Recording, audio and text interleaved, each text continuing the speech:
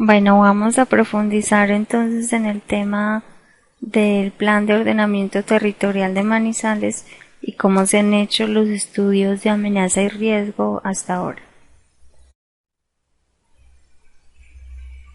Bueno, para determinar los riesgos del POT a los cuales está expuesta la ciudad, fue necesario elaborar una serie de mapas temáticos, como lo mencionamos, el geológico, formaciones superficiales, geomorfológico, morfométrico, de procesos erosivos y de uso actual del suelo, los cuales fueron integrados mediante un sistema de información geográfica.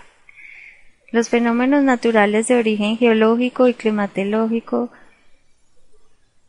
tales como los terremotos, erupciones volcánicas, movimientos en masa, inundaciones o posibles eventos catastróficos originados por fallas antrópicas como incendios, pueden considerarse como una amenaza para el desarrollo social y económico de Manizales. Finalmente, también se tuvo en cuenta el resultado de estudios previos, información primaria, de trabajos de campo y antecedentes de desastres de la ciudad. En la amenaza preliminar por deslizamientos, entonces para determinar las zonas de amenaza alta, moderada y baja, se realizó el cruce de los mapas temáticos mencionados, teniendo en cuenta los procesos erosivos actuales y su área de influencia, los procesos antiguos y los antecedentes de las zonas. La cobertura actual del suelo también juega un papel importante en la determinación de esta amenaza, los cuales están correlacionados en la tabla de parámetros para determinación de amenaza por deslizamiento de la ciudad de Manizales. Aquí podemos ver entonces la tabla donde vemos cómo se utilizaron estas variables. Recuerden entonces los métodos heurísticos y cómo los conceptos de los expertos permiten darle unos valores a cada una de las variables que pueden generar las amenazas, en este caso los deslizamientos. Aquí tenemos entonces esas variables y cómo se definió de modo cualitativo, ¿cierto? Si tenían formaciones superficiales, depósito de caída piroclástica, formación Casabianca, formación Manizales, formación Quebrada Grande, y además se tenían procesos erosivos de deslizamientos activos, cárcavas, reptación y además pendientes mayores a 25 grados y con cobertura vegetal de cultivos, y además agentes detonantes como saturación del terreno por lluvias, uso inadecuado del suelo, ángulo de la pendiente, mal manejo de escorrentía. Entonces se daba el grado de amenaza alta. Así sucesivamente se hizo para la amenaza moderada y para la amenaza baja. En esta diapositiva podemos ver entonces ese mapa de amenaza por deslizamiento del POT del año 2001. Las zonas en rojo entonces son las zonas de amenaza alta, amarillo amenaza media y verde amenaza baja. Vemos que entonces es crítica la situación para Manizales, con muchas zonas en áreas de amenaza alta y media.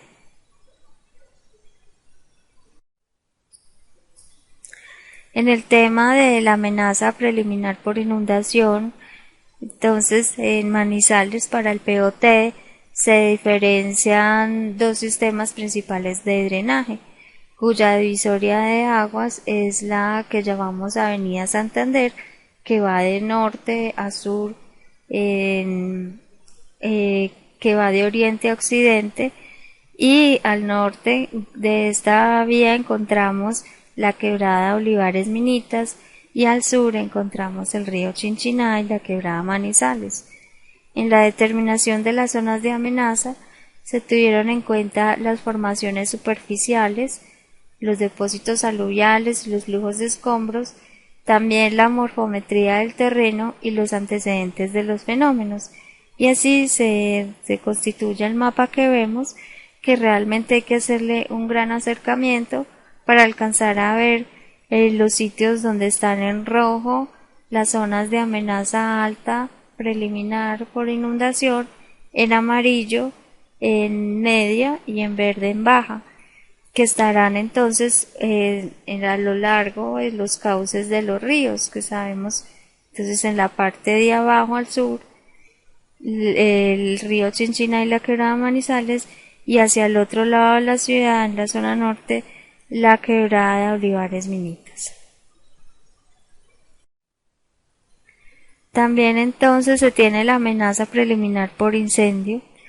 Para este tipo de evaluación se utilizó un insumo, solamente el inventario de las tipologías constructivas que se había realizado en lo que se llamaba antes la Oficina Municipal para la Atención y Prevención de Desastres, y que hoy ya se llama la Unidad Municipal de Gestión del Riesgo. Se había encontrado entonces que había una relación entre este tipo de construcciones con la capacidad calorífica de los materiales, y a través de eso se pudo establecer una tabla de grados de amenaza por esas tipologías constructivas. También se tiene en cuenta un radio de influencia de 50 metros de las estaciones de servicio en caso de incendio. Y en el mapa que tenemos aquí podemos ver esas zonas rojas, donde seguramente encontramos construcción en bareque, que es un tipo de construcción que tiene asociado guaduas y maderas, entonces que es muy inflamable. En amarillo, aunque no se alcanza a ver muy bien, sería el centro de la ciudad, donde ya se encuentra un bareque con un cubrimiento de cemento, entonces que lo protege más de los incendios, y otro tipo de materiales que pueden ser inflamables, y en verde la amenaza baja. También el POT incluía en el 2001 la amenaza sísmica y volcánica. Se incluía pues el estudio de amenaza sísmica, la microzonificación sísmica, y también los mapas de amenaza del volcán Nevado del Ruiz que se habían generado por el Servicio Geológico Colombiano. En este tema pues no se tenían acciones restrictivas, sino prescriptivas, y el POT pues no definía usos del suelo con base en el tipo de amenaza sísmica. No se incluían tampoco restricciones por el tipo de productos volcánicos factibles, que eran básicamente las cenizas.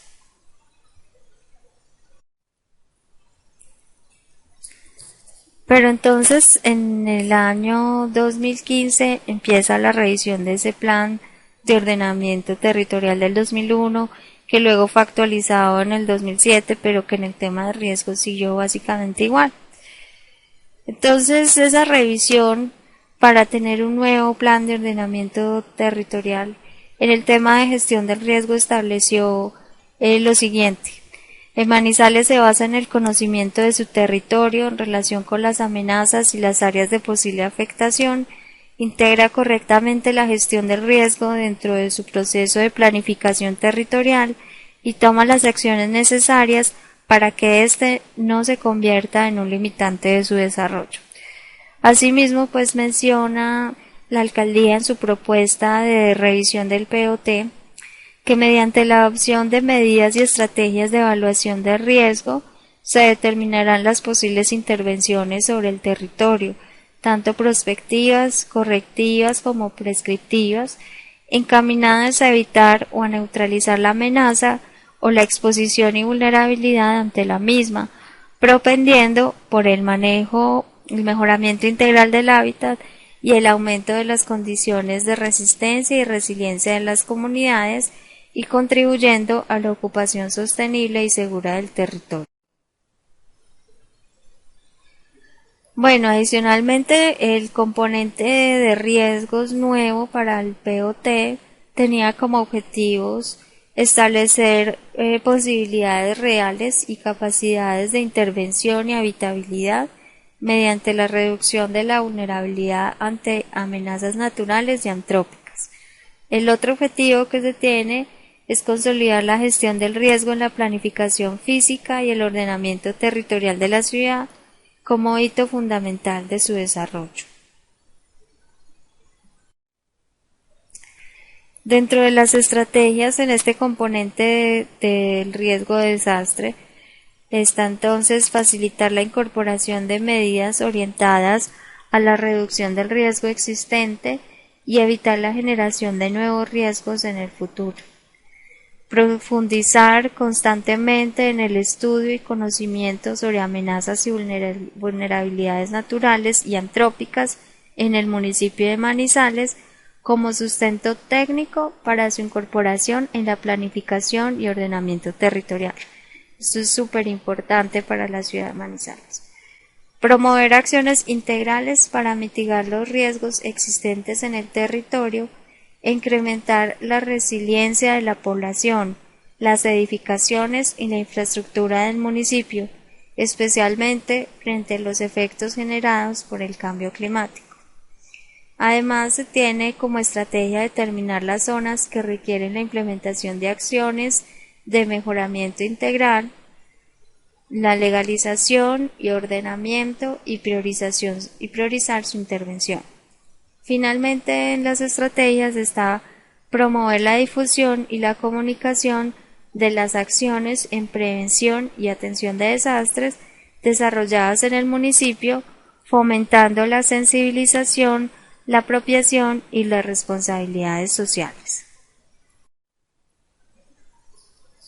En los estudios detallados que hemos mencionado entonces en el capítulo 3, en el módulo 3, para Manizales se tiene entonces que deben determinar la mitigabilidad de la amenaza y del riesgo en un área definida y tendrán que cumplir las especificaciones técnicas metodológicas establecidas para el efecto y de conformidad con lo establecido para el trámite de licencias urbanísticas contempladas en el decreto 1077 del 2015, del DTS rural y del DTS urbano, las que establezca la norma geotécnica y de movimiento de tierras de la ciudad para amenaza o riesgo por deslizamiento y los requisitos de las resoluciones 077 de 2011 y 561 de 2012 para la amenaza o riesgo por inundaciones.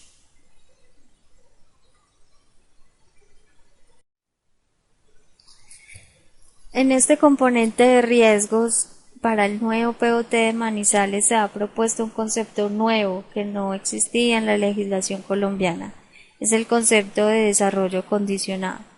Entonces, lo que trata es que las áreas calificadas en condición de amenaza media y alta, que en el momento no tienen ningún desarrollo, sean tratadas en el plan en términos prospectivos como suelo de desarrollo condicionado.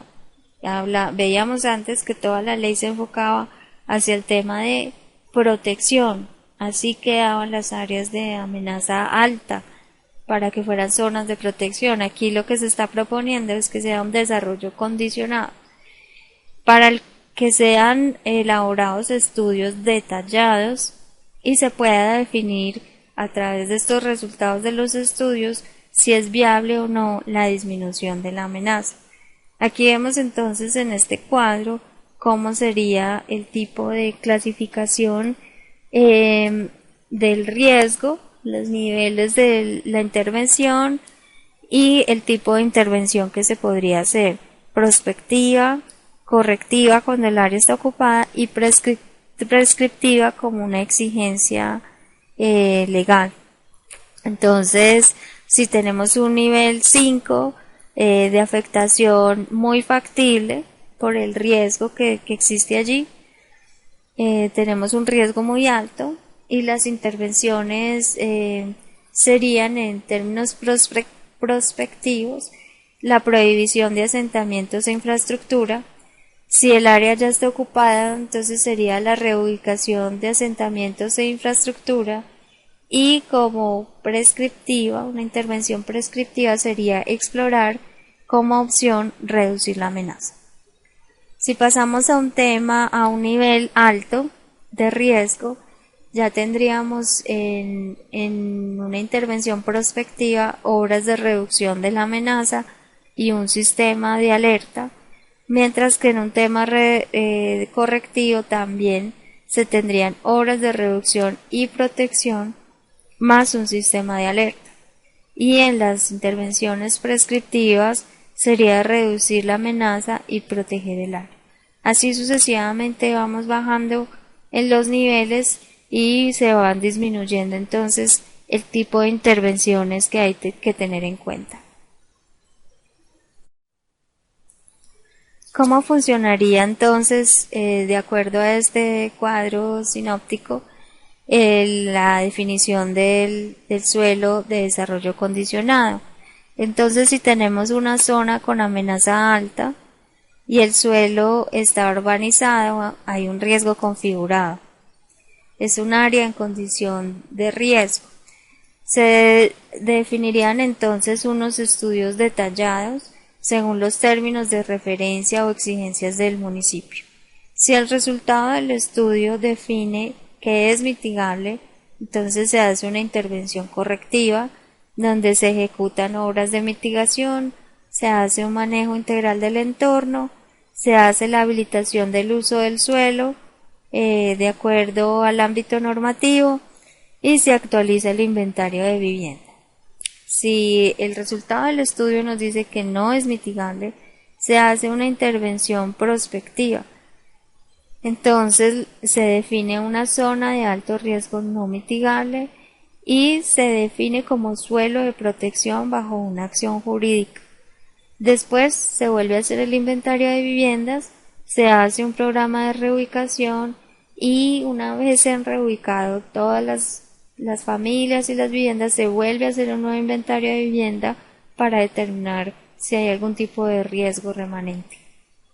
El mismo proceso de raciocinio se hace cuando la zona no está ocupada, cuando no se ha urbanizado este territorio con amenaza media y alta, entonces se habla de un riesgo implícito. Nuevamente se vuelven a hacer los estudios y si el riesgo es mitigable, se hacen las obras de mitigación, se habilita el suelo y se hace el trámite de las licencias para poder empezar la construcción, que sería una reglamentación prescriptiva. Pero si definitivamente los estudios dicen que no es mitigable esta de riesgo, entonces se hace una intervención prospectiva y exactamente como en el caso anterior se declara suelo de protección. ¿Qué pasa entonces con las áreas de protección por amenaza y riesgo? La propuesta para el nuevo plan dice que serán definidas una vez se realicen los estudios detallados que determinan la mitigabilidad o no del riesgo, ¿sí? Como veíamos en el diagrama anterior, y que hasta tanto no se determine la posibilidad de que la amenaza pueda ser intervenida o mitigada, estos estudios determinarán si es factible o no cambiar el nivel o grado de peligro en el sitio. Cuando se determina que no se puede mitigar esta amenaza y el riesgo, entonces se hace el censo de viviendas y después se aplican los decretos nacionales para estas zonas de riesgo, como el Decreto Nacional 900 del año 2012 y el 2742 del año 2008. Donde se definen las áreas de protección. Pero ¿qué pasa si ya tenemos unas obras de estabilidad en estos sitios? ¿Qué pasa con lo que en Manizales llaman las áreas de tratamiento geotécnico o ATGs? Entonces, de acuerdo a la propuesta, pasa exactamente lo mismo. Se hacen unos estudios detallados con unos términos de referencia del municipio y se determina si hacer una intervención en estas áreas de tratamiento geotécnico puede ser viable o no. Si dan los resultados que es viable, se hace una ejecución de las obras de mitigación y se tramita la licencia de construcción, pero si no es viable, entonces esta zona se declara en riesgo no mitigable y se declara como suelo de protección.